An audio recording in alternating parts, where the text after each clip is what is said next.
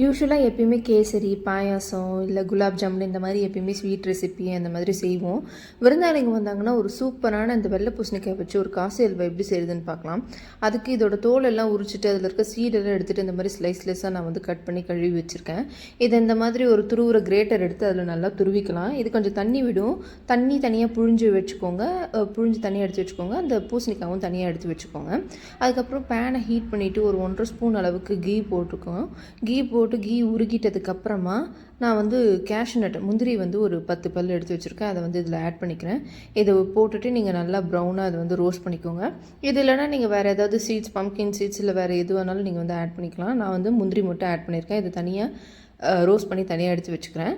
அடுத்து அதே பேன்லேயே நான் வந்து துருவி வச்சுருக்கிற அந்த பூசணிக்காவை இதில் ஆட் பண்ணிக்கிறேன். நான் ஒரு கப் அளவுக்கு எடுத்திருக்கேன்.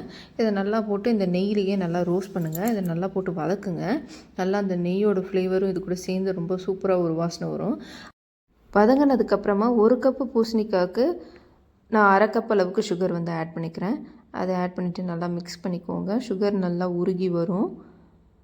அதை நல்லா போட்டு வதக்கிக்கோங்க.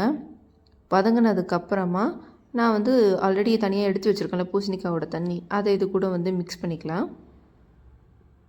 நீங்கள் சாதாரண தண்ணியெல்லாம் ஆட் பண்ண வேணாம். நம்ம புழிஞ்சு தனியாக எடுத்து வச்சுருக்கோம்ல இந்த பூசணிக்காயோட தண்ணி கொஞ்சம் கொஞ்சமாக ஆட் பண்ணி நல்லா மிக்ஸ் பண்ணிக்கோங்க.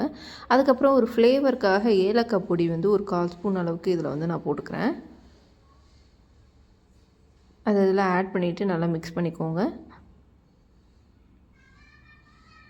அப்புறம் மிக்ஸ் பண்ணதுக்கப்புறம் அப்பப்போ வந்து நீங்கள் ஒரு கீ வந்து ஆட் பண்ணிக்கோங்க. 1 ஸ்பூன் இல்லை 1.5 ஸ்பூன் அளவுக்கு கீ வந்து ஆட் பண்ணிக்கோங்க. அப்போ தான் நமக்கு அல்வா பதத்துக்கு வரும்.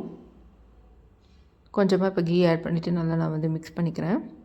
அதுக்கப்புறம் நம்ம தனியாக ரோஸ்ட் பண்ணி எடுத்து வச்சுருக்க முந்திரி இது கூட ஆட் பண்ணி மறுபடியும் மிக்ஸ் பண்ணிக்கலாம். வெண்ணெய் மாதிரி இதை திரண்டு வர வரைக்கும் நம்ம வந்து இதை நல்லா வதக்கிட்டு இருக்கணும். மறுபடியும் நான் கொஞ்சம் எனக்கு கீ வேணுன்றதுக்காக நான் வந்து கொஞ்சம் ஆட் பண்ணிக்கிறேன். அதுக்கப்புறம் நல்லா வதக்குங்க. இப்போ பார்த்திங்கன்னா நல்லா தனியாக வந்து பேனில் ஒட்டாமல் இது நல்லா தனியாக அல்வா பதத்துக்கு வந்துடுது. இவ்வளோதான். இந்த கீ எல்லாம் தனியாக வந்து வெளியில் வந்துடுச்சு. இப்போ இதை வந்து தனியாக ஒரு பேனில் மாற்றிக்கலாம்.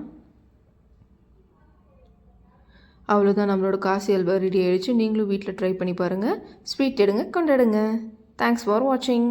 எங்கள் சேனல் பிடிச்சா